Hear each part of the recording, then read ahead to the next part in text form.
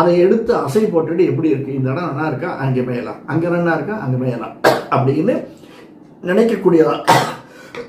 மேய்வான் பரந்தனகான், அதற்கப்புறம் இருவை சிறுவீடு மேய்வான் பரந்தனகான்.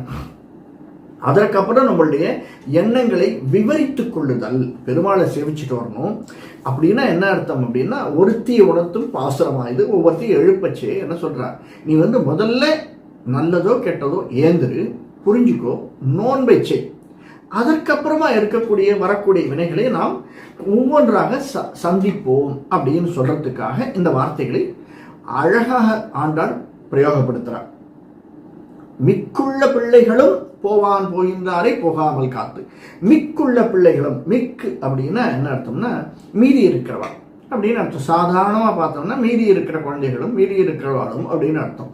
ஆனால் மிக்கு அப்படின்னா அதிகம்னு ஒரு அர்த்தம். மிக்கு புகுதல் இல்லையா, அதிகமாகி சொல்லுதல்.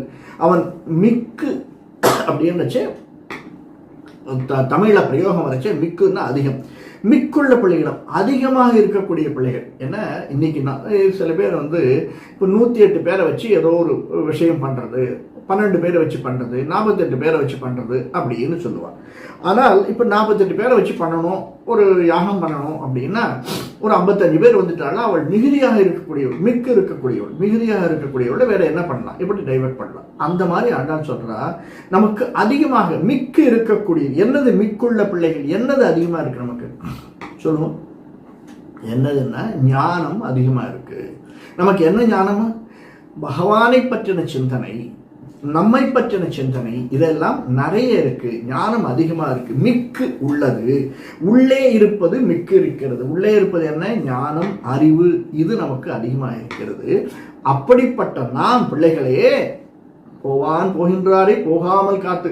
மகவாள்னா நான் போயின்னு இருக்கா, அவள்லாம் கூட்டை இடுக்க வச்சிருக்கேன், சீக்கிரம் ஏந்திரு, உன்னை எழுப்பி கொண்டு போக வேண்டும் அப்படின்னு சொல்ற. எழுந்த பின்பு